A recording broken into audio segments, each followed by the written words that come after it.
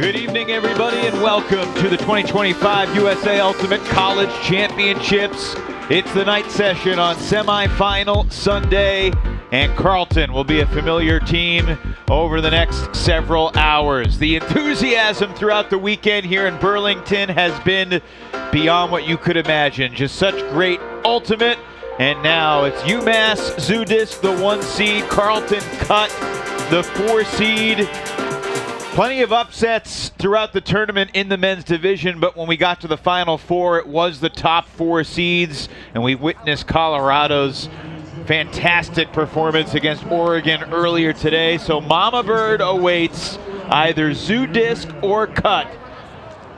One of these teams will advance to Memorial Day Monday and the championship game, and with that we say welcome back to Nationals, everybody. Evan Lepler, thrilled to be alongside the national championship winning coach of Wesleyan Vicious Circles, Keith Rayner. Keith, congratulations. You've had a week to process things, and now you're back to work, ready for this semifinal. Look, these two teams both had really disappointing nationals a year ago, and they've been on a mission, and here they are in the semifinals. And it's thrilling for them to be here, but they know that their eyes are on the greater prize. And now I can speak to personally just how much joy that brings to a team. You really want to bring that with your teammates. It's something you want to give to your teammates. And first, these teams had to earn their way through in this quarterfinal round this morning. Carleton fighting off a feisty and gritty Cal Poly SLO team in their quarter this morning. A big test for this young cut squad, but they were able to pass that test. Massachusetts, maybe more of a pop quiz with the upstarts Western Washington challenging them, but UMass, as they have done for most of this tournament, dispatching their opponent efficiently. These two teams are both stacked, and you can pick any number of players to focus on, but when a guy makes sockeye when he's 17, before he goes to college, you're going to have your eye on him throughout his college career, and we've kind of been waiting for this from Declan Miller, and he's arrived, and this is his moment. Player to watch might not be the right way to say it. A player you will watch. You can't miss him. I don't think you need us to tell you how good he is. If you watch the tape, he does a little bit of everything for this Carleton team. He plays defense, he makes the throws, he makes the cuts, and he's a big vocal leader for this squad.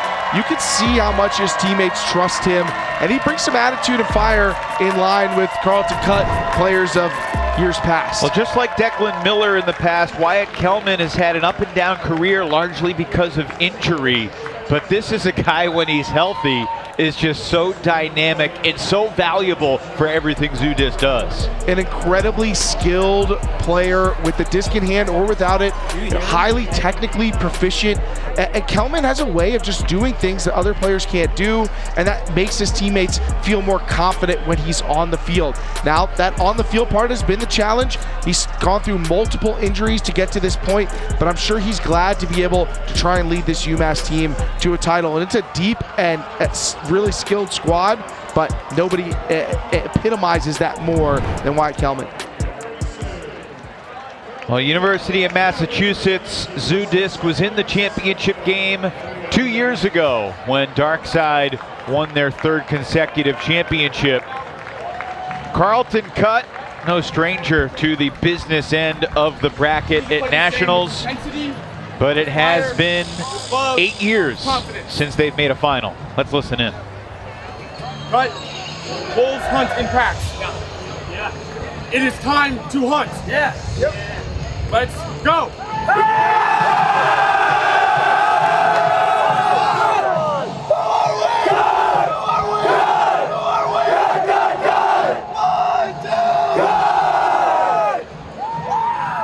Perhaps inadvertently referencing the team that knocked UMass out at Nationals last year, the Wolfpack of NC State.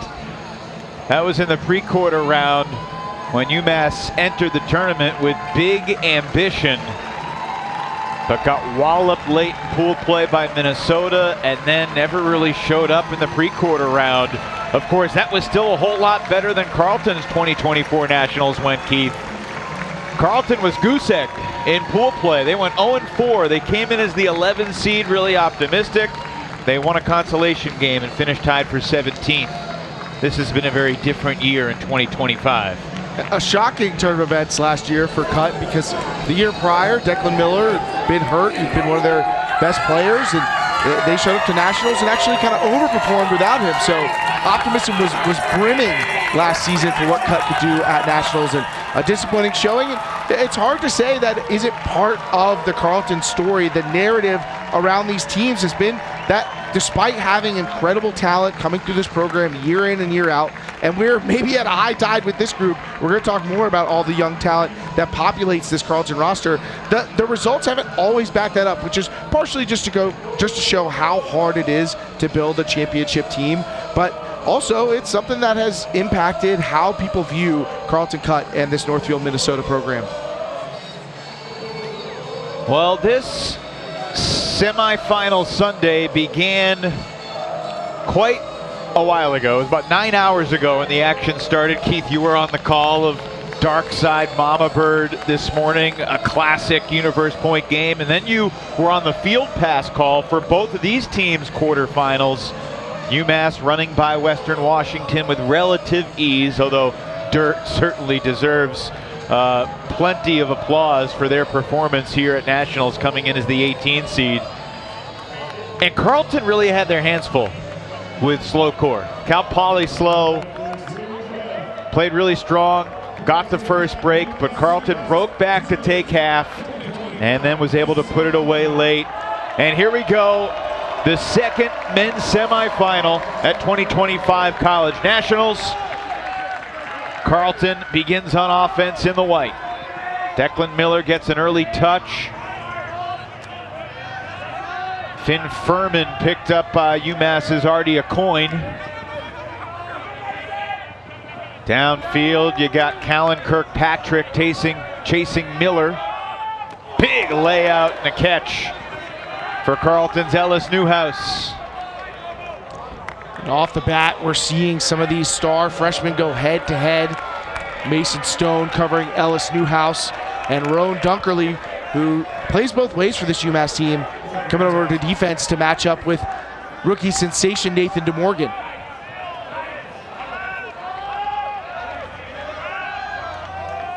Near the sideline, incredible toe tap.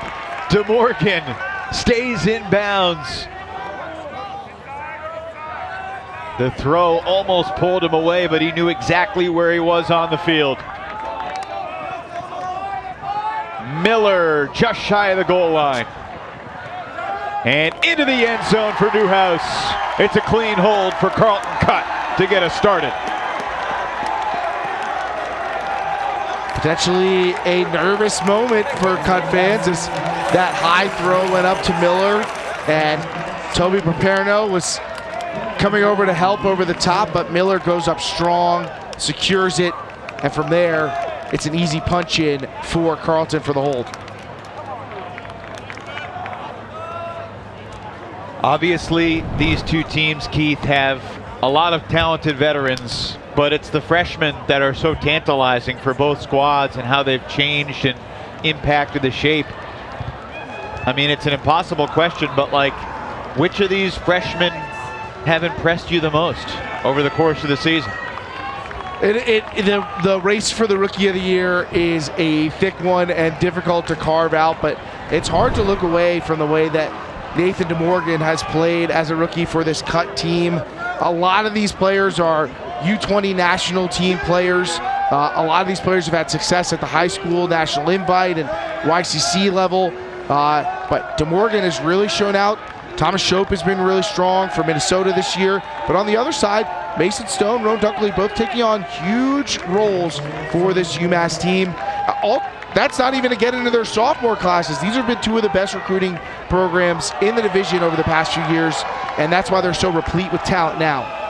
Nervy handling of the pull, but UMass does get it out of Callahan country and quickly near midfield.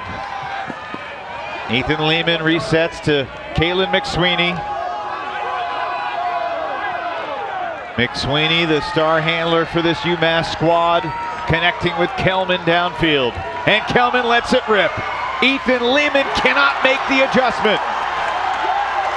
The wind has been oscillating throughout the day, but the consistent story has been Hucks in this direction have been tricky. Right now, Ethan Lehman covering Nate DeMorgan. It's a tantalizing matchup of two of the biggest playmakers on the field. A lot of crossovers from the offense for Carleton. They do that a lot. Miller feeds it to Ryan Toussaint.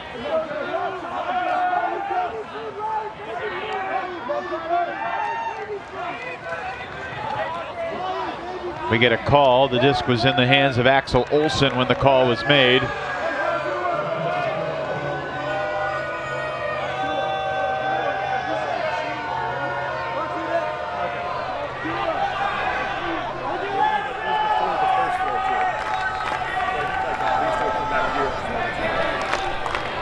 We good with that resolution? Okay, so it's a foul. It's back here on 1.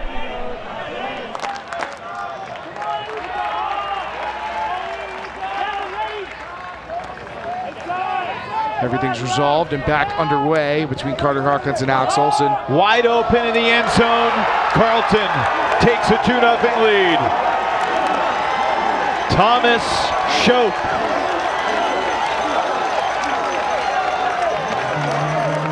There's DeMorgan striking with that hammer. The lefty thrower is an aggressive righty hammer thrower. Yes, his dominant throws are coming out of his left hand, but he loves to sling that righty hammer, especially when he gets it near the end zone. I've seen him throw it for a number of scores over the course of this tournament, but that one was a layup. Have you ever seen someone who's a lefty use a righty hammer before DeMorgan? No, but there is one other player I know who will use his non-dominant hand to throw hammers, and that is Cam Bailey of Seattle Mixtape. That's basically the only other person I can think of who does that regularly. Feels appropriate that Cam Bailey gets a shout out here in the state of Washington, just an hour north of Seattle. Well, in some ways, the joke is that these Carleton teams that we're going to see in semifinals are a bit of the faux home team. I mean, you look at all the Seattle and the Washington players that dot this Carleton roster. Declan Miller and Axel Olsen among them. And, I think there's going to be a pretty raucous home crowd supporting these Carleton players. More than a third of this Carleton roster resides in the state of Washington. Luca Harwood. I'm curious to see who the crowd supports later tonight. Syzygy versus Element. Feels like Seattle versus Seattle. UMass stabilizes. Well, even now I can hear the crowd beneath us oohing and awing at a couple of those Carleton bids, even though I didn't even think they were that close, which I think goes to show you who they're rooting for. It's home cooking far away from home for these Northville, Minnesota boys, but UMass showing they can weather the storm, and they've been so confident throughout this tournament with good reason. They got a little bit of a scare from Oregon State in their opening game of the tournament, but since then have been mostly on cruise control, and I think that's going to lead this team to be fresh, confident, and I'm curious how they're going to deploy their personnel. They typically like to run pretty deep. They'll run out 2 separate D-lines. They don't cross over a ton, but now you're in semifinals. There's one game here, potentially one game tomorrow. They've been able to keep their legs fresh. Are they going to stack more lines during the course of this semi? Carter Hawkins to Griffin G to get UMass on the board. If Massachusetts wins this game, we will see brother versus brother in the championship game tomorrow, and what'll be a fascinating day for the Hawkins family. Carter on Zoodisc. Elliott was absolutely incredible today for Mama Bird. And another player who's contending for that crowded race for Rookie of the Year. Physical play there, and a foul called. Physical play, no uncommon occurrence for Mason Stone, who I think is the lone Seattle representative on the Massachusetts roster. I don't know how he escaped the clutches of Carleton's recruiting net, but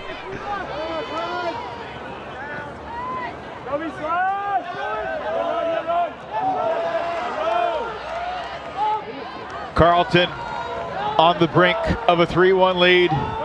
Declan Miller gets it done.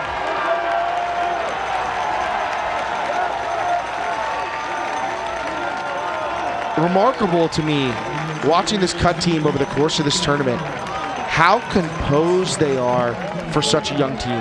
Yeah, they get fired up. They like to talk some trash. They like to get in some teams' faces every once in a while. But when the disc is in their hands, they just never look panicked. And Declan Miller, even as the kind of ostensible front man for this super group, is a junior. He's playing in his second college championships after having to miss one. And yeah, he's already played in club championships and world championships. He's not your average junior. But between him and the number of rookies on this team, and they have some key sophomores. We talked about Ryan Dussert briefly. He basically redshirted last season, so he's sort of in his first year with the team. But they never feel like a team that is asking these young players to be in such big spots. But that's what they do. They come out on these big points like they did against Slow, and there's 4 first-year players on the line. They're not afraid of it at all. Daniel Chen to Declan Miller, couple captains connecting there. So UMass back on offense, trailing by 2. Only one turn through the first 4 points, and a deep shot setting Harwood. He's got steps on the chasing defender, Elliott. And that's as easy as it gets for Zoodisc.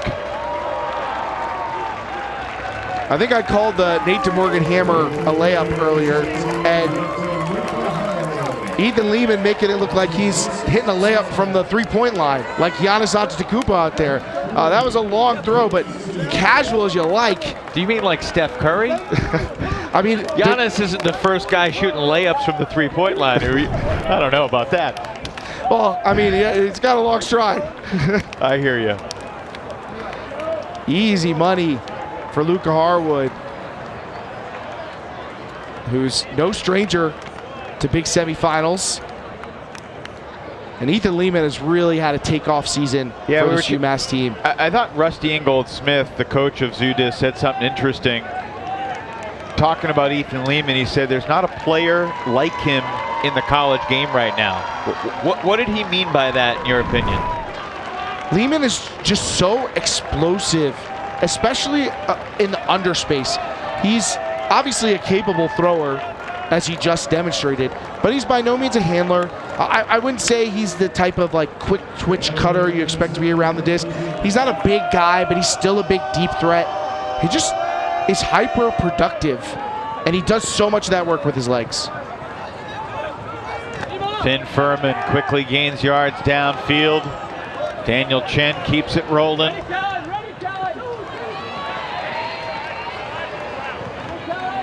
Travel called. Tej Murthy resets. Gets it over to Olsen. Miller gets free from Abrahamson.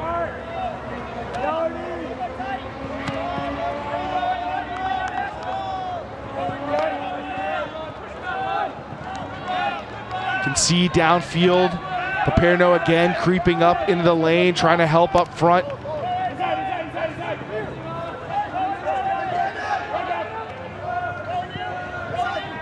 UMass's defense slowing Carleton down a little bit near the goal line, but they still can't stop him.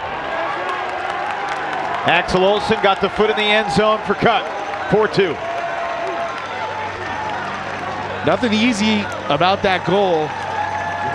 Miller able to fight one in, and Olsen with the acrobatic toe tap despite the pressure from Dunkerley, who was swarmed all over him. But I like the patience from Olsen in that spot. You know, you're the player directly in front of the thrower in the red zone. They're looking to you to activate, or you're looking to them to throw you open. And here, he's being face guarded, so he knows Dunkerley's got to wait for him to move. And then just takes his time, sees that Miller is coming back to him, breaks free briefly. Under a lot of duress, but makes the catch and the towing.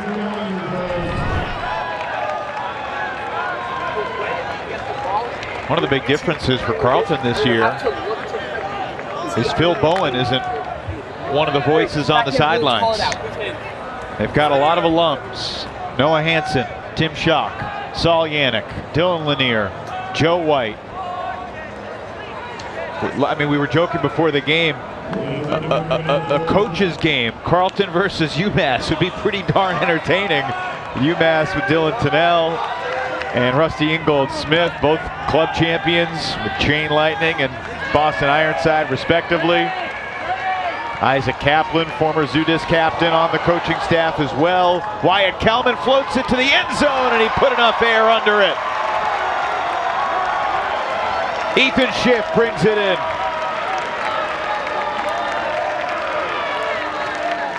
That's 2 straight pretty quick scores for UMass. The Carleton defense didn't even get their feet set. UMass ran right past them. That looked like a kick return in football. The ball got behind the defense, and from there it was just straight away green grass. And that hammer cracking things open. And I love that UMass just kept their foot on the gas through the rest of this possession. Little bit of an overthrow in the end, but you trust your teammates to go get that, and that's an easy score for Zoodisc. Ethan Schiff, one of the handful of New Yorkers on this UMass team. They got a group of New Yorkers with Lehman and Lamo. Toby Papernos from Brooklyn, as is Schiff. Artie Acoin from the Bronx. So you got kind of the Western Mass crew, and then there's an Eastern Mass crew.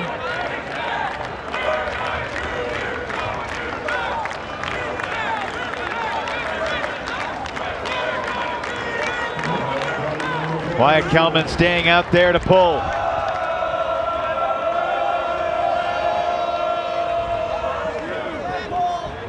Keith, you're a good person to ask about this because you were in this situation pretty recently as a coach of a team in a semi or a final. I know you had a lot of depth, and that's one of the reasons why you won. But how do you balance playing the depth versus getting your players as many points as they can handle in a big elimination bracket game at Nationals? You don't want to take your top players out of the game. You want to make sure that they are running through everything that they've got. So you got to trust your players to be honest with you. Beautiful spot to that back corner from Axel Olsen and Ellis Newhouse. Yeah, just a great driving the offense. Great throw from Newhouse. So Carleton stays pristine. Still only 1 turnover through the game's first 8 points. And as a coach, is it just a gut? How much is too much? What's the right amount to play your top players? Do you trust them? Because probably they're going to say they want to play, right? Well, you try and build that trust over the course of the season, and you ask them to trust you and trust their teammates. Hey, if you need a point off, if you can't operate at your best, trust that your teammates are going to get the job done. Trust that if I call you off, it's for good reason. And you work together and you build a collaborative relationship. And that's how I like to approach it. There are some coaches who it's my way or the highway. If I'm telling you to come off, you're coming off. But you don't want to do the job of the other team for you and take your best players out of the game. So you want to find a way to get as much out of them as you can and ask the other players in your team to help support you in that endeavor by coming out, playing hard, giving them good rest. It's a team effort that goes beyond just the game that you're in. Last couple of points for UMass have gone quick. Literally 3 throws and 4 throws to score on the last 2 0 points. And that's kind of the antithesis of the Carleton D philosophy. McSweeney keeps it alive with the pressure of Lander right in his pocket.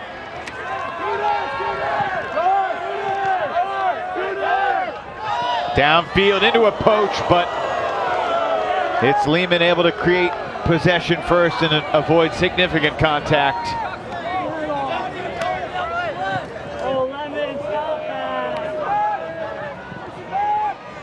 Carter Hawkins working with Ethan Lehman in the backfield. Harwood up the line. Lehman gets there first just before the poaching Baker. Well, Evan, you remember you asked me what is it about this Ethan Lehman guy that makes him so special in not so many words? And he's happy to supply you with ample evidence to support his coach's assertion that he's a singular player in the division. And you see the speed, the quickness, the explosiveness, the decisiveness. That's one of the mental components of that. He makes his decision and he acts on it quickly. He took the contact, decided I'm not going to call foul, and instead looked to press his advantage. Said, hey, there's no defender near me. Let's go, guys. And then that speed and quickness, toughness, allowing him to get into the end zone, get a little and one.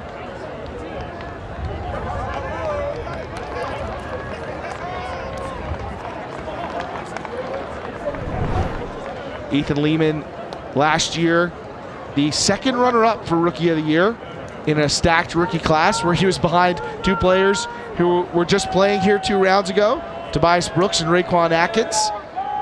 But now he may be in a position to win Player of the Year this year as a sophomore.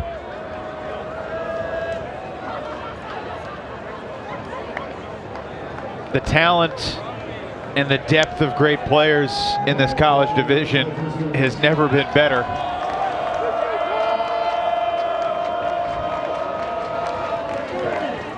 Carleton with possession and a 1-goal lead.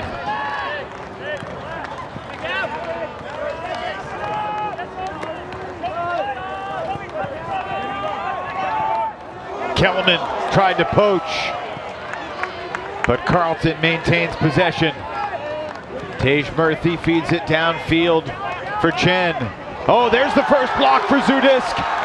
It belongs to Paperno. Running stride for stride with Miller. Carleton's first turn. Mason Stone picks up. Kelman going up line.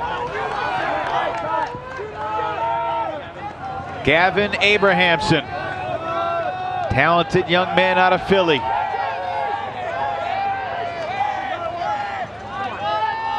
A coin to Kelman, who leaves his feet. Shooting for the end zone. We are tied.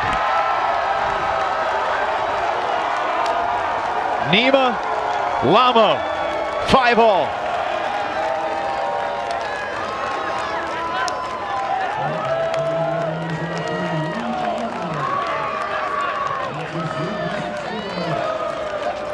The counterpunch we've been waiting for from Zoodisc D.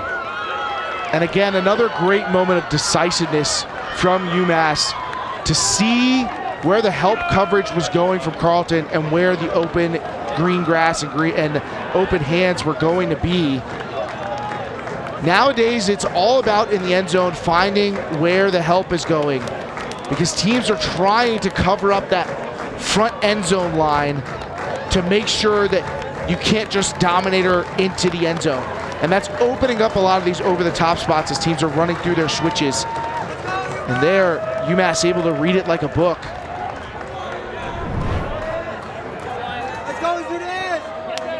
Well, Murphy able to maintain possession past the bidding Kelman. But then Paperno got the block, and Kelman did the rest. And you see Kelman crossing over the D-line. That's a great sign for UMass. He and Abrahamson both out there on these D points, and that really helps marshal the offense after they get the disc. So the brain trust for Carleton trying to help the cut-O line stabilize. It appears that they took a timeout. At least one team did. I want to revisit something you said earlier, Devin. You said, there's Phil Bowens not on the sidelines, and true, he's not physically present, but is he not here? I mean, every one of those guys came through Phil Bowen. He has been the architect of the program and helped shape so many of the players that have come through it. No doubt. So it's hard to imagine that many of the ideas, the concepts that these coaches are talking about are, fruit born from the Phil Bowen tree. That's well said. 2 straight goals for UMass.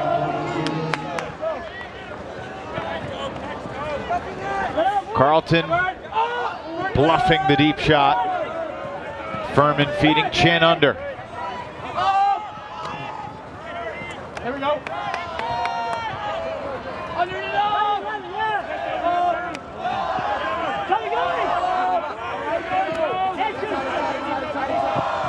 Miller has not stopped running this whole point, but Paperno's been tight on him.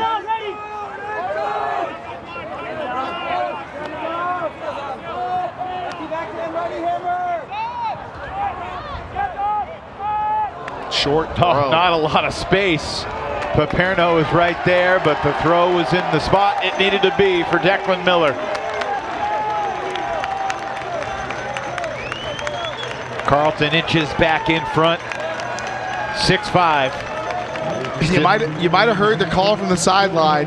They already saw it once, but Nathan DeMorgan got the disc on the righty flick sideline, and the call came lefty backhand, righty hammer.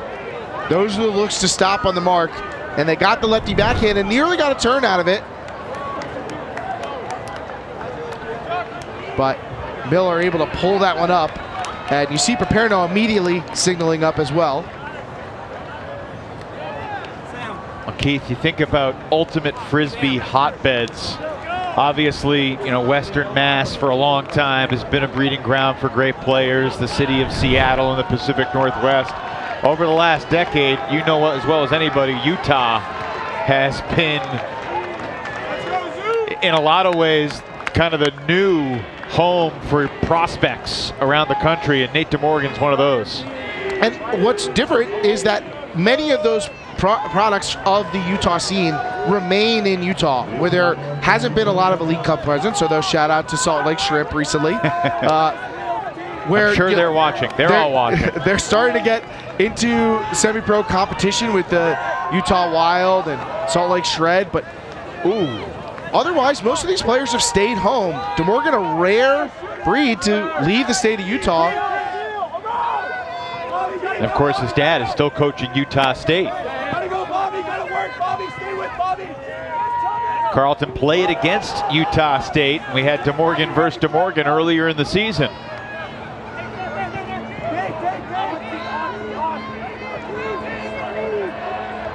Griffin G with a smart holster gets the reset for Kalen McSweeney.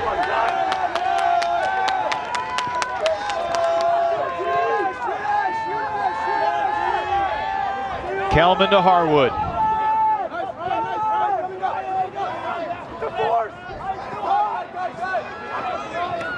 The defense again, all concentrated really towards that front line, and one player playing the back, and that's not enough. Well, that was close, but it was in.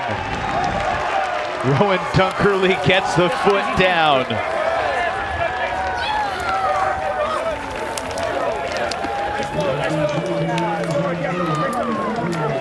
Curious to see this replay and see just how close his foot was to the line. We've seen quite a few plays already of players showing off their fancy footwork. It's something the players have gotten really good at. A lot of practice. Got to be aware of the space around you and try and keep that foot down. And Dunkerley, even at the tender age of 19, still showing off that he can execute. Rusty Ingold Smith called Rowan Dunkerley a coach's dream.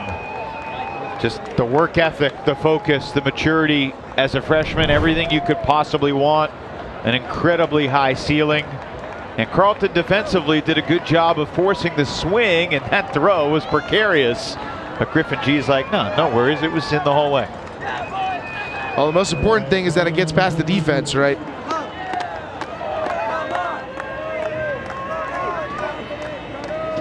Dunkerley, no problem.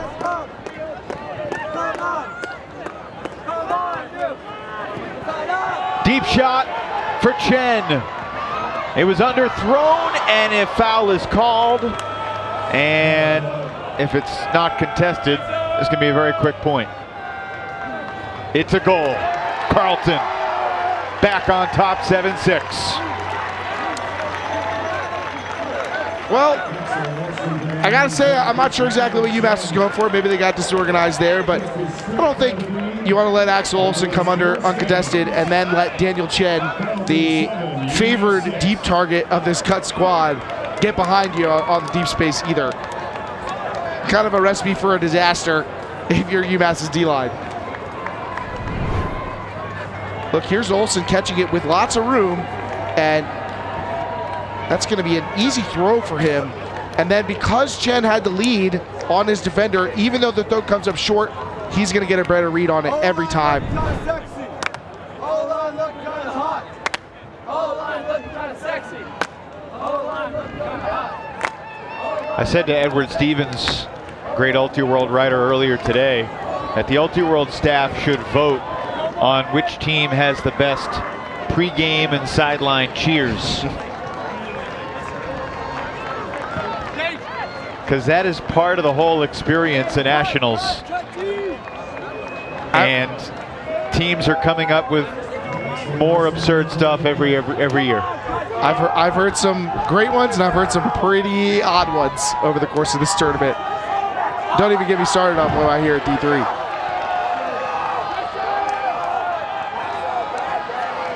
Excellent pull. UMass forced to start in their own end zone, and Harwood sending two cutters deep. It's G and Abrahamson and two Carlton defenders. Chen gets the block for cut, and they've got a chance to break to take half. Harwood, by far the most aggressive thrower on this UMass team, and that's for better or for worse. Timeout Carlton. And I hear you, Keith, and I think that's a decision that we've seen before from Harwood at this stage of Nationals. And I mean,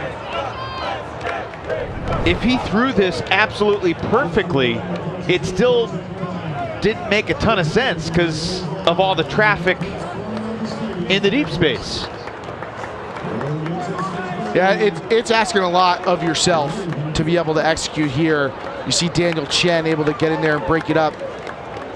You know, especially you're throwing, yes, you're throwing to probably your best deep target in Gavin Abrahamson, but their best deep defender, Daniel Chen's back there.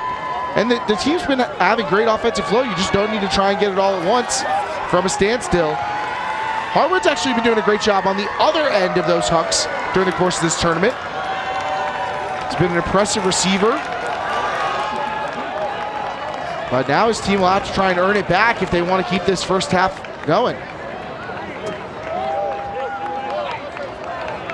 As we've watched UMass find their groove offensively, I've kind of been returning to the thought I've had about them, which is Luca Harwood and Wyatt Kellman are so good that they really can't be stopped unless they stop themselves.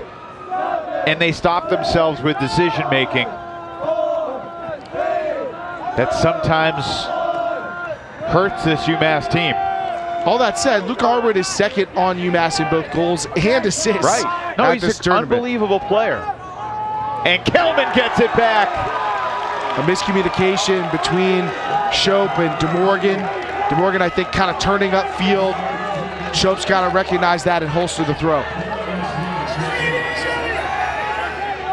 So McSweeney picks up. Marked by Olsen.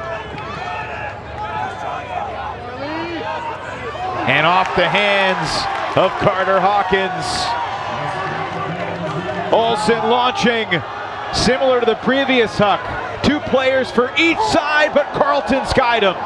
That disc was in the hands of Daniel Chen first. I'd be stunned if this isn't a Carlton score and a break to take half. I agree with you, Evan. I don't think the players really are going to know, so let's take a look and see for ourselves. I think clearly Daniel Chen, the first to arrive on the scene.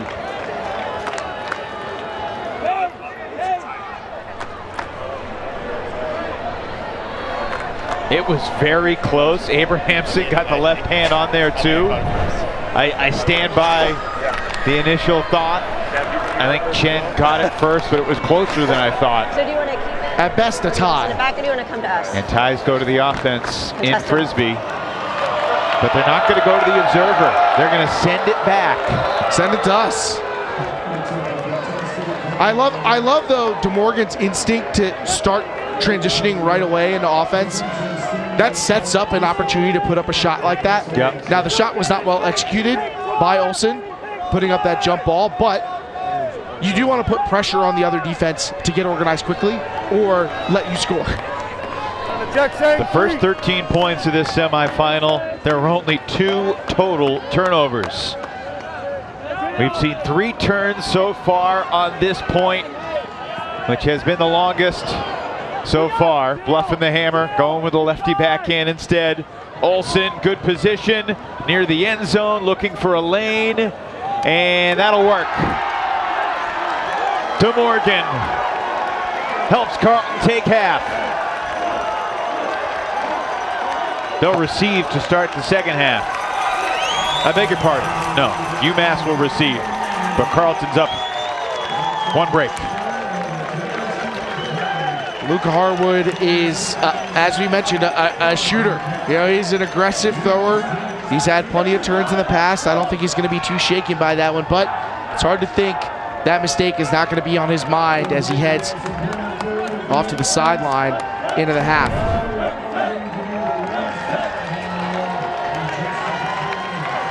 Wild point here. Daniel Chen ends up with the bookends.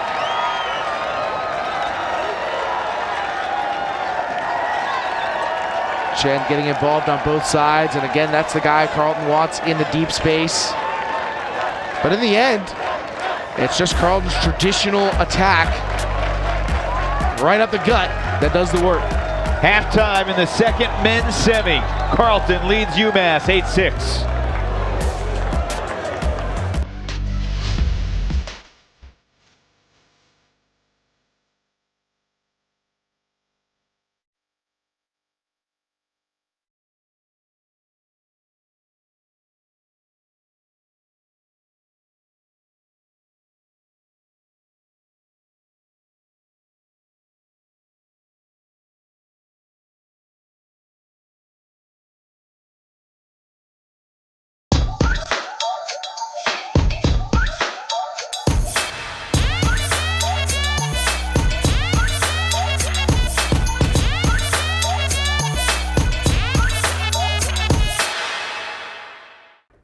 The 2025 USA Ultimate College Championships are presented by Discraft, home of the Ultra Star, the official disc of USA Ultimate.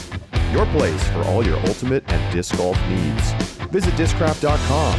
We make flying discs fun.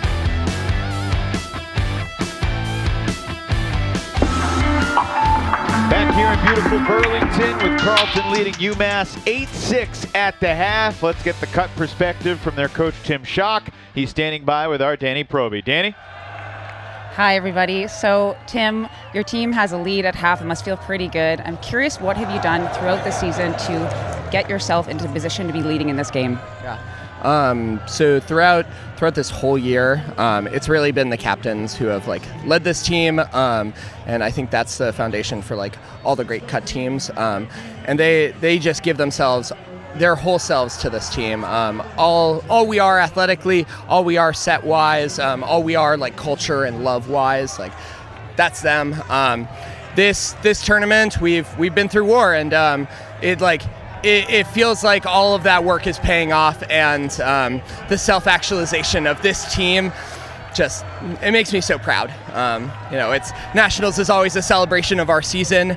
That's how we think about it, and we are celebrating, we are loving it. From all of our coaches through number 1 guy on our roster through the 32nd guy on our roster. It's been wonderful. Now, one thing we've noticed about your game so far is a very low turnover rate. What is the game plan going in?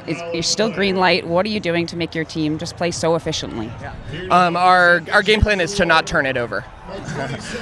No, it's really our Seattle boys, our Seattle handlers. Declan, Finn, Axel in the background, in the backfield. they're at home. They've been playing on these fields since they were able to run. Like, they're at home and they know this air. Now, are there any adjustments you're going to make in the second half? You know, obviously your opponent is going to be trying some different things. Are you going to be trying to mix it up as well, or are you going to keep the game plan the same? Yeah, I don't think we've executed our defensive game plan yet.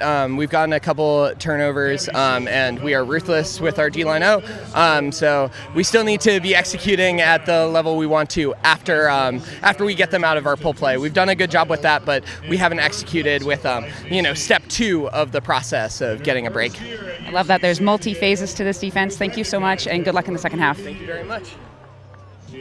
All right, Danny, thank you very much. Appreciate Tim Schock's time. It's a 2-goal lead for Cut Keith, and 1 break for Zoodisc, 2 for Carleton, including the 1 to take it to half. And you heard Coach Tim Schock talk about the Carleton defensive game plan, trying to take UMass off some of these easy scores. They got a couple of those in the first half, but then UMass also made a couple of key mistakes. And as Schock noted, this Carleton D-line offense is very strong. And partially that's because half of it is basically their O-line.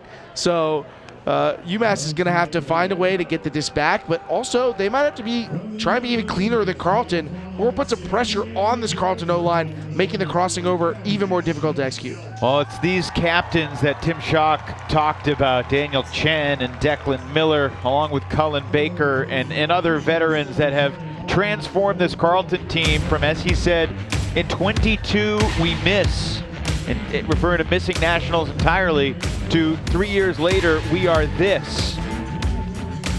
On the verge of potentially taking on Colorado in tomorrow's championship game. Still a half to play to see who's going to be in that, although Carleton is in the driver's seat.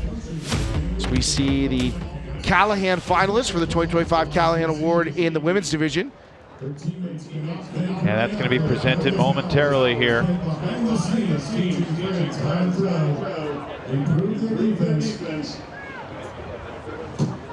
And be the best team defense that they can be.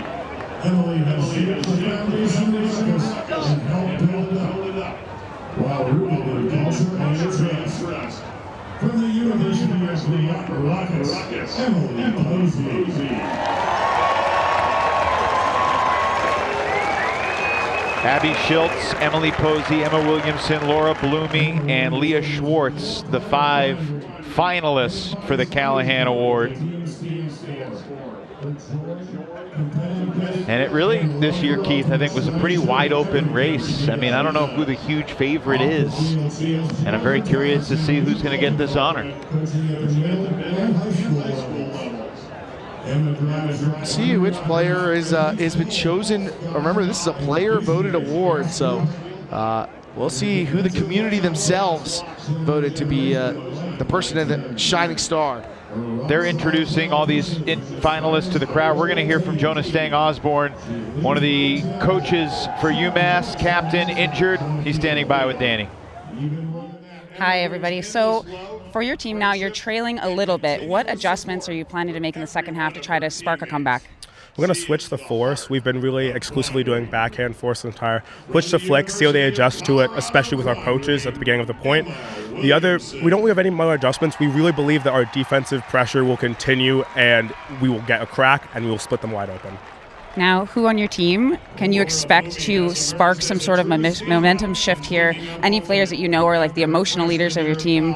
An opportunity for you to shout them out here. 2 big ones, both graduating. One, Tobias Paperno. He already has a D this game on their best player. He's our best player. I think our best defender. I think he's the best defender in the division. He's incredible. I know he's getting at least another block. And then for our O-line, Luca threw a little high huck back there, but I know he's going to find it. And I know once he starts hitting, they won't be able to touch us. Now, I know that you've had like a really long season. Have there been things that you've worked on this season to try to prepare you for the pressure of this moment? I mean, what's really great is we play in a stadium. We play in the UMass football stadium, and so it's really nice. We have the same experience at all times. The other thing is, like, I mean, we've been to the final of like every tournament we've been at. We know the pressure of that brings. How we met the challenge yet? No, but no better time than the present. Absolutely. The best time to have pressure is now, and no better stage to do it on. Congratulations for being here, and good luck in the second half. Thank you very much. All right, thanks, Danny. Let's listen in and see who wins the 2025 Callahan Award in the women's division.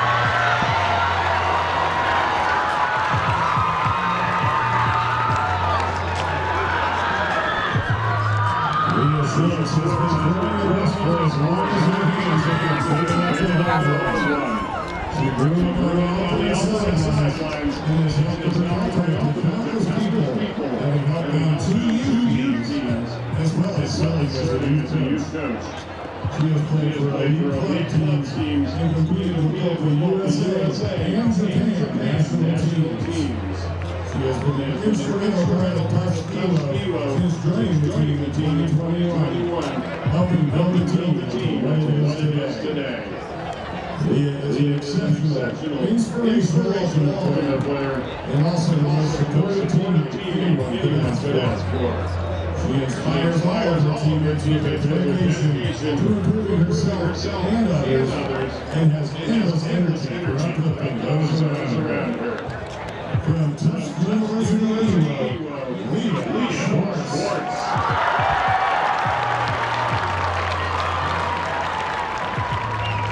Let's hear a big round of applause for all of your 2025 Callahan finalists in the women's division.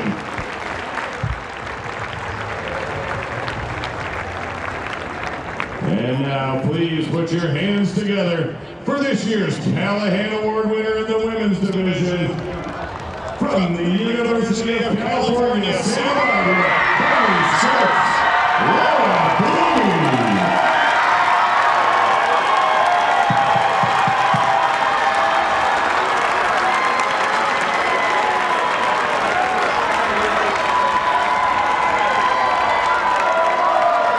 Laura Blooming from UCSB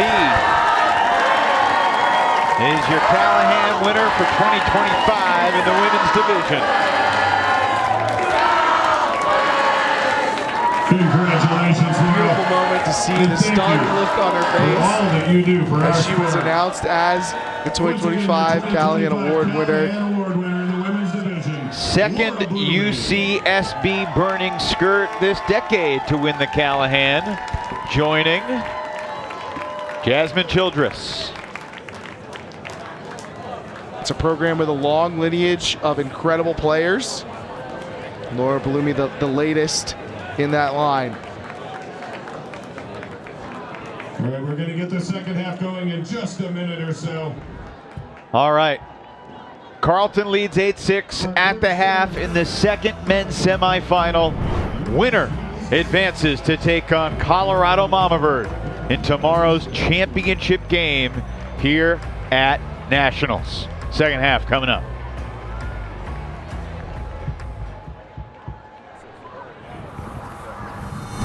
Come here, come a little closer. Don't be afraid, no, I don't wanna hurt you. A little more, come in, let me just show you. Don't know, can't talk, let me just show you. Don't be obsessive, it could be intensive, it could be explosive, it could be offensive. Don't be defensive, don't be aggressive, it will be a waste, cause it could be expensive.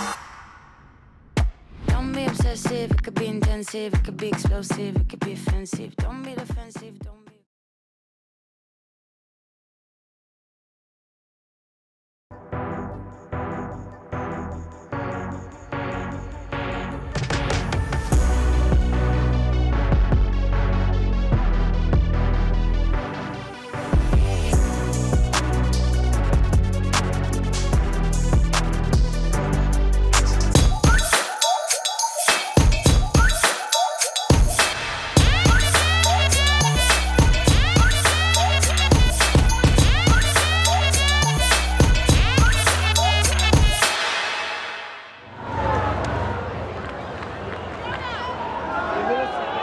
Excellent footage shot by our Ultiworld crew all weekend long. Getting to the business end of nationals. Sunday evening here in Burlington. Thank all of you for joining us and subscribing to Ultiworld and supporting this type of coverage. Privilege and a pleasure to be with you. As UMass begins the second half on offense. And they'll begin the possession from the brick mark as the pull sails OB. Got the third act of our four-act presentation. Semifinal, still one more to come with Carleton and Washington facing off in the women's division. Still a story to be written here. UMass came back in their regional final against Northeastern in the New England region, and that was their, I think they said, one of their only comebacks of the whole season. They'll have to flex that muscle again today. Lehman coming under. Resets for McSweeney.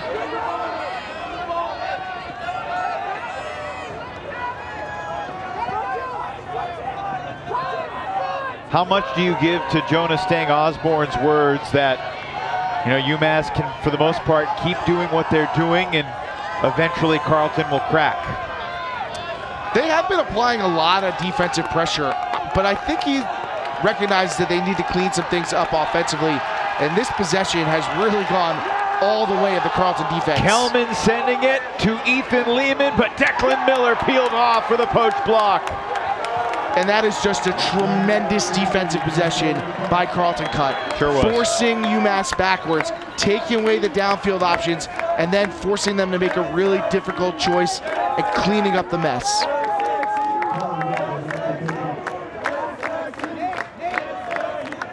That's the best defense we've seen from either side all game. And still, I thought the throw had a chance to get to Lehman until Declan Miller hit the turbo button. Oh, Chen is wide open deep. Dusair floats it. Did he put it too far? Chen, no, he's got it in the back of the end zone, inbounds for Cut. And a dream start to this second half for Seattle, Carleton Cut. And they didn't need the Seattle guys to get it done there. Dusair's from Minnesota, and if you want to know who this Cut team thinks is the best offensive threat on the other team, you just got to find who Ryan Dusair's covering. He's had to chase Lehman around. He ended up getting switched off during the course of that last possession, then lights things up on the offensive end with a throw that looked for a moment like it might have been just too expansive. You see triple coverage from the Carleton help. It's Miller who's the first one there, and no chance really for Lehman. And then Dusair, a practice throw. That's right out of the drill. He almost overthrew him. But you could see even on his release that he was putting some touch on that. That was not a full power windup. No. And, he places it in right at the back line. It's a good feeling for Daniel Chen, who has put in so much work to building the culture. Now, Tim Schock, I asked him if he saw any similarities between the 2017 team that won the championship that he was on and this year's Carleton team. And one thing he talked about was the senior classes. And there's another block for Ryan Dusair. Dusair not a member of the senior class, but these underclassmen have lifted Cut into contention. DeMorgan, lefty forehand forward for Baker and into the end zone. That's 4 straight goals for Cut. Charlie Bittler having his moment here in the semifinals. Another Minnesota guy and another young guy on this Carleton team. Everywhere you look, you find one. Bittler, part of the rookie class. Dusair, redshirt rookie. Both Minnesota guys, and Dusair out of St. Louis Park, and timeout Charlie UMass. Bittler from Edina. And now they're teammates, and wow, what a start to this second half for Ryan Dusair, who is an anchor point for the Carleton D-line. If he's playing well, you can expect that this defense is doing work. Carleton cooking. This game was 6-6 when Dunkerley toe-tapped that score late in the first half. Ever since then, a goal and 3 straight breaks. Jonas Stang Osborne said if we keep doing what we're doing on defense, they're going to crack. Maybe he was talking about the wrong team, because Carleton came out on fire in this second half, and it's been UMass who's folded. They have a chance to course correct, but they're going to ask a lot of their defense coming down the stretch against an offense that has been mostly clinical. Just to finish the point about the Carleton senior class, you know, in 2017, when those kids were seniors, Dusair doing great stuff. Kalakovic footage, nothing better. Shout out to Orange Crush. You know, that was a difficult middle portion of the decade for Carleton, because 11 years ago, in 2014, the Carleton program in the Ultimate World experienced a tragedy that still lives with all of us, when 3 Carleton players tragically died in a car accident on their way to the airport. They were headed to a tournament, and James, Michael, and Paxton have lived with this program through their memory in so many ways. And look, the seniors in this class dealt with coming out of the pandemic. It's a very different kind of adversity, obviously. But Carleton looking very much like that 2017 team in terms of their capability to potentially hoist a championship trophy to Cap College Nationals.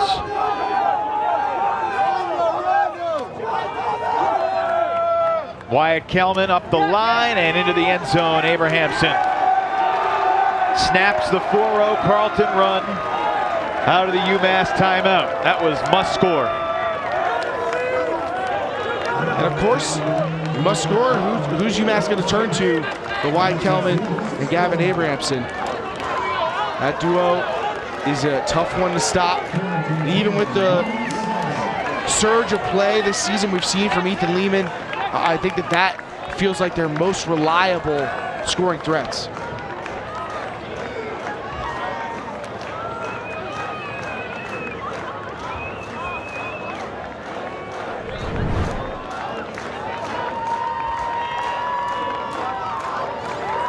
Another assist for Kelman, his 3rd of the game.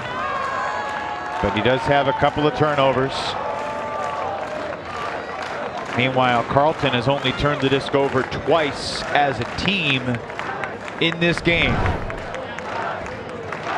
The only time UMass created a break chance was when Paperno got the block on Miller. Can Paperno or someone else on this UMass D-line create another opportunity? Carleton 5 clean holds away.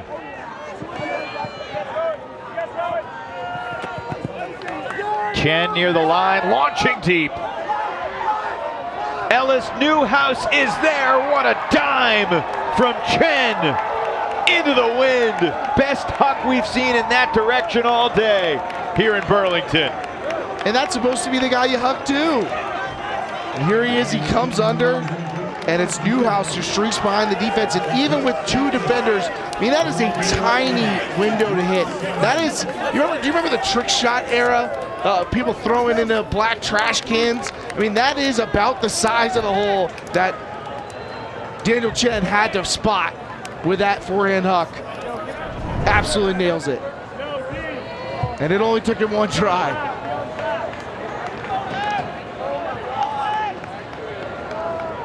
Dropped into the bucket.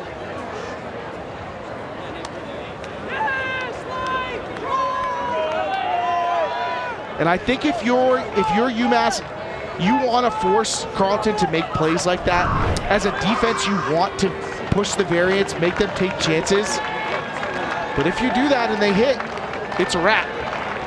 And they need to stretch this game out in some ways. They need to push that O-line group so that they can't cross over as much, so that Carleton can't really rely on those guys down the stretch. And that kind of D-point is not going to do it, as we see a lot of fresh legs coming in for Carleton, a luxury they can afford with this lead.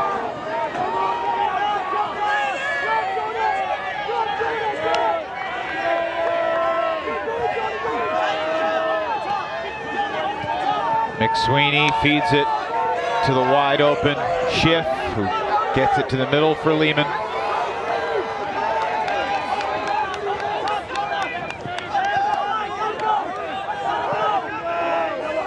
Abrahamson hits Harwood. Lehman coming back under. Oh my goodness. He tried to holster and he lost control. It's another UMass turn. Up the line, Luca Harwood's gonna get this back, but he didn't catch it. And he just gifted Carleton another break. Can you believe that? My goodness. And this is a dangerous mental moment for UMass. When it rains, it pours. It's easy right now. It's easy right now for this team to say, it's just their day. It's not for us. We got unlucky.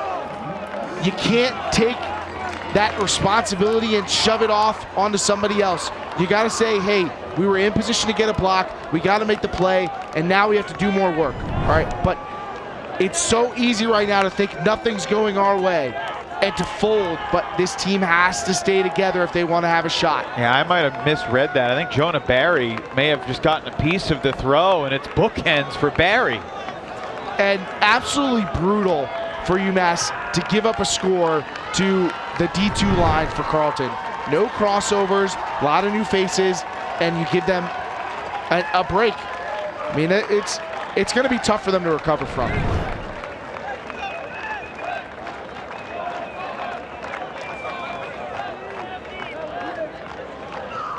Kelman couldn't believe it.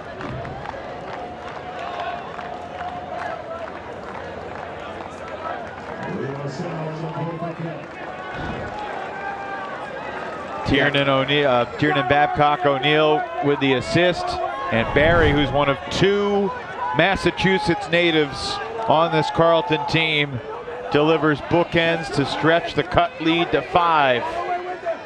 Babcock O'Neill, another Washington product, so maybe getting to score in front of some of his hometown fans.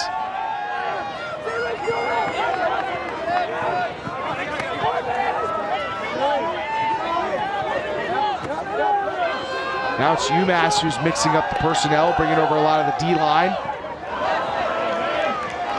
Stone leaves his feet to maintain possession. We got a pick downfield.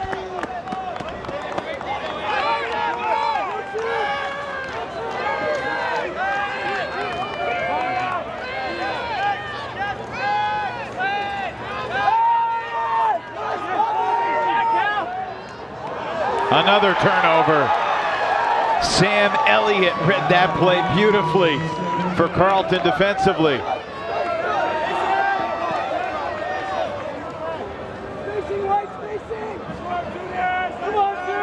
And things have absolutely come apart for UMass in the second half.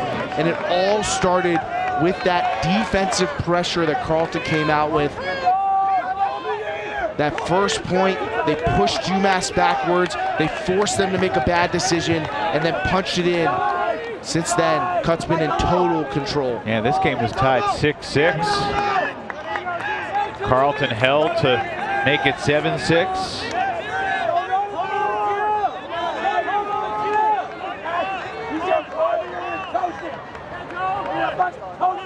The break to take half made it 8-6. Carleton closing in right now. Into a crowd, and finally UMass makes a play. It's Mason Stone.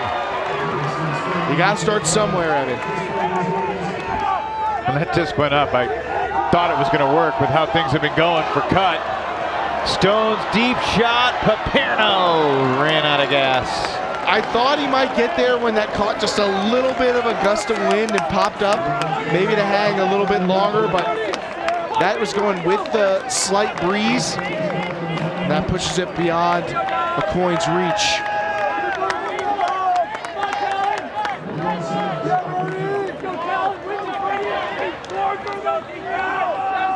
Keith, I think it's fair to say Carleton has taken UMass out of what it came here to do. And the hard part is getting back on track.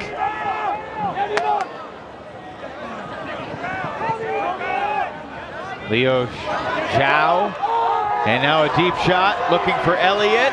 He's got it, and he's in the end zone, says the observer. Carleton breaks again. And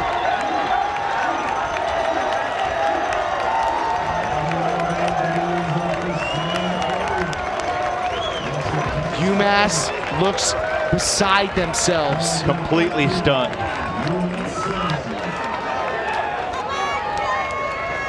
And getting your team to mentally recover from a run like this is a Herculean task for any group, leadership group. On the other end, pure elation for Carleton, who's getting to see even the players down their bench go out and find success in the national semifinals. Bobby Eleveld to Sam Elliott for that score.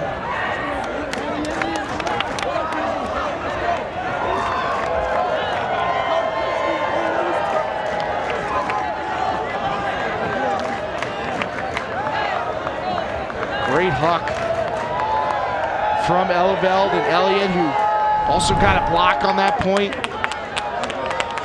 And when I was talking to Coach Tim Schock for this game, he had a lot of pride in the fact that down the roster, they were getting those guys in earlier in this tournament, and they were going out and being productive in some of their games. They were playing against Wash U, and the bench guys were going in and doing the work, helping them win that game. They take a lot of pride in this. McSweeney working with Hawkins in the backfield. You see the Carleton defenders just flying around, and UMass looks like they've been zapped of their enthusiasm by this Carleton onslaught.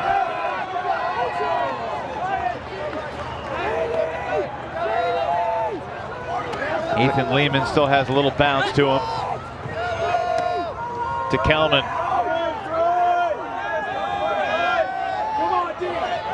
It's a nice poach that forces the top throw, and Kelman connects with Abrahamson. I don't want to say it stops the bleeding, but it's a Band-Aid.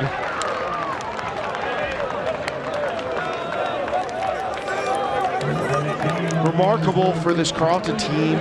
You know, I talked earlier about their poise despite their age, but how about this killer instinct? You know, for such a young team to go out and be able to do this against a team as rock solid as UMass. I mean, we have not seen a team put UMass on the back foot like this, I don't think at all this season. Yeah, they have rather infamously failed to win a major event. They won their regional tournament, but they lost in the final at Florida warm-up. They lost in the final at Easterns. They've lost to this Carleton team in a final.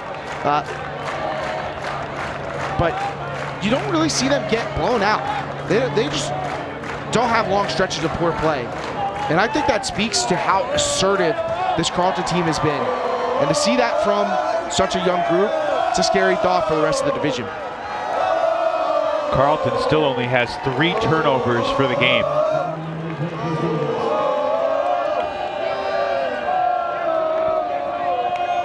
Two of the 3 points in which they had turnovers, they ended up scoring anyway. You got to imagine this cut O-line feels carefree at this time. I mean, it's such a luxury to feel as fresh as they probably do. There was contact from Paperno on Miller. He certainly got his hand on the disc, but he's not going to contest the foul call either. Declan Miller appreciates the spirit. Observers don't even really need to get involved. Stall counts coming in on 1. And now I think they're going to discuss whether a card is warranted. What do you think, Keith? We know what John Hamaker thinks. One for the road, perhaps. Still time left in this one, but looking pretty dire for UMass.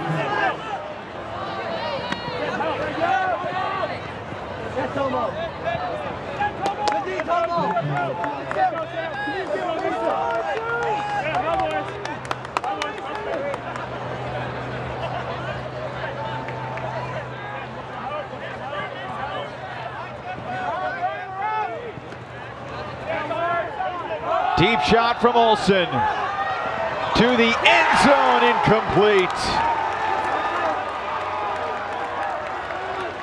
Sam Green there defensively for the swat. This is just the second break chance Zoodisc has had all game. The rookie Stone walking it forward.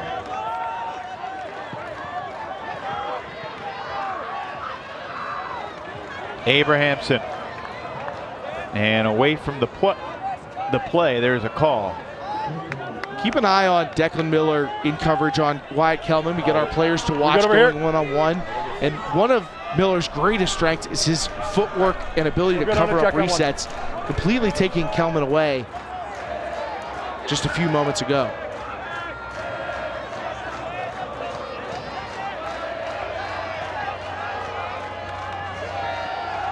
Kelman shooting it.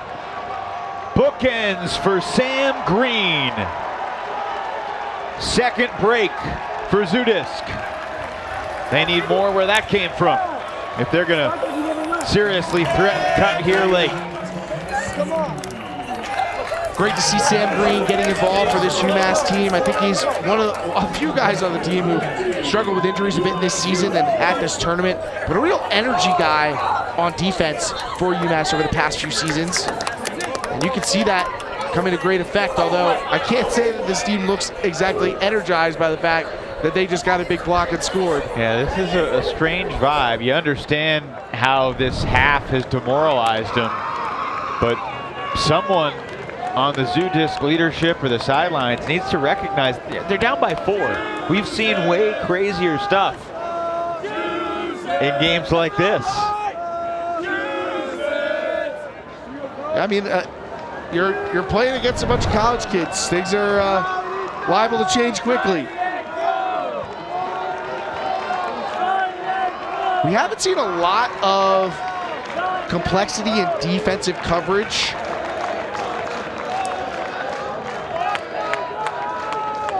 Danny Proby down on the sideline has a thought on Nate DeMorgan. Danny?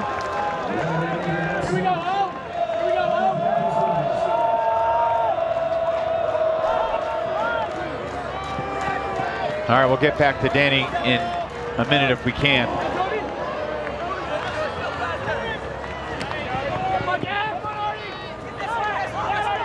Carlton looking to restabilize here. Miller. That was well done from the cut offense. Trying to slam the door shut on any slim bit of hope UMass was still clinging to here. 14-9.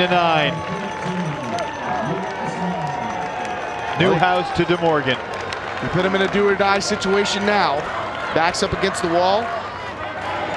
And you've got 6 chances to close out this game. Cut's got to like their shots.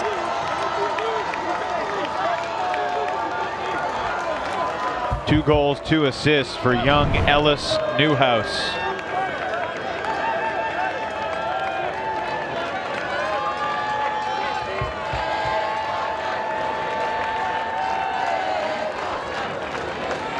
This UMass offense looking to get their final hold of the game. And then it's all defense from there. Keith, are you and Ellis Newhouse on okay terms? He played for Mallard, and I know that you and Mallard had some tension in the past. Tension? They're practically my best friends. I might coach Ballard next year. I don't know what to believe anymore. Well, do you believe in comebacks? That's the question you need to ask if you're a Zoodisc fan right now.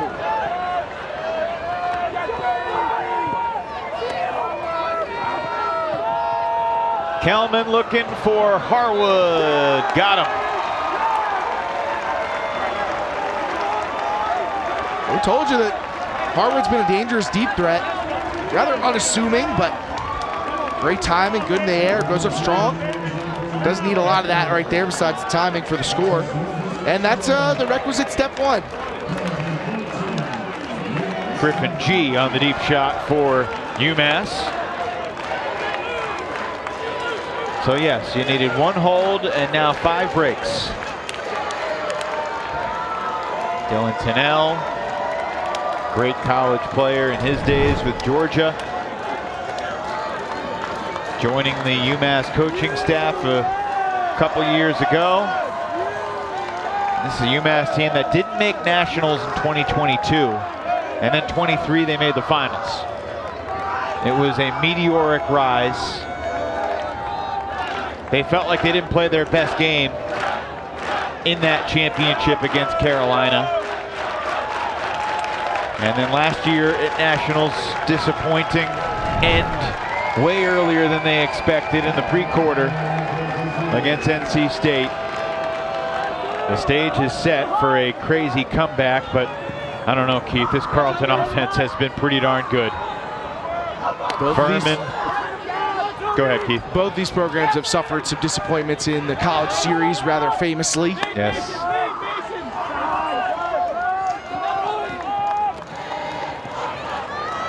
Paperno called a foul. It's an offensive foul, no contest.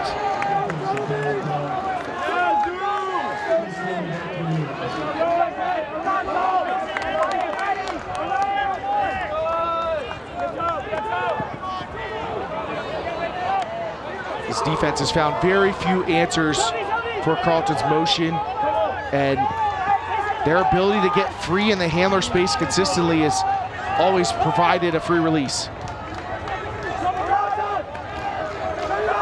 No team in men's college ultimate has been at nationals more historically than Carleton Cut. And this tiny school from Northfield, Minnesota has earned its way back to the championship game at college nationals. 15-10, they take down the top seed to set up a Carleton, Colorado collision here tomorrow.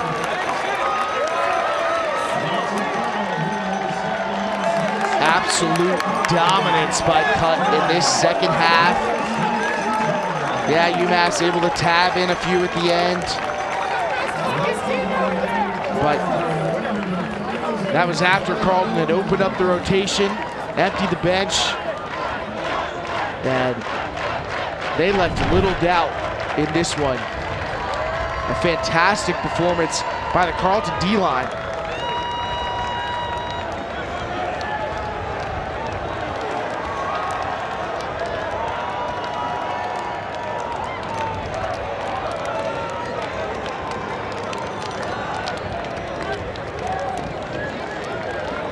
And of course, who else but 2 rookies for this Carleton team connecting for the game winner. And I hate to tell you folks, but we got Carleton Syzygy coming up next, and guess what? Their roster's loaded with a bunch of young players too, and they're all just as much contenders as this Cut squad is.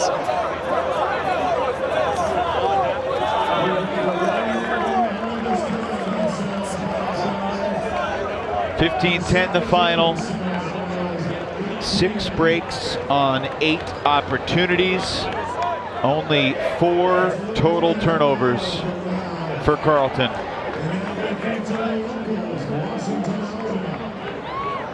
Disappointing finish for UMass, Keith. I mean, it's 6-6. They were right there, and they, only had 1 turnover through the first 13 points of this game, and then the wheels came off. And I don't imagine they really even understand how it happened. as quickly as it did. Obviously, Carleton's defensive pressure early in the second half, as you pointed out astutely, changed the game. What's the famous Mike Tyson quote? Everybody has a plan until they get punched in the face. Yeah. I mean, that felt like what happened to UMass. Carleton came out, dealt them a big blow, and they just stumbled, never recovered.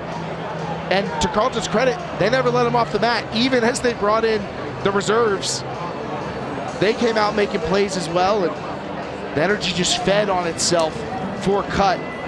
And they've got to feel so much momentum going into a matchup against Colorado in the national championship tomorrow.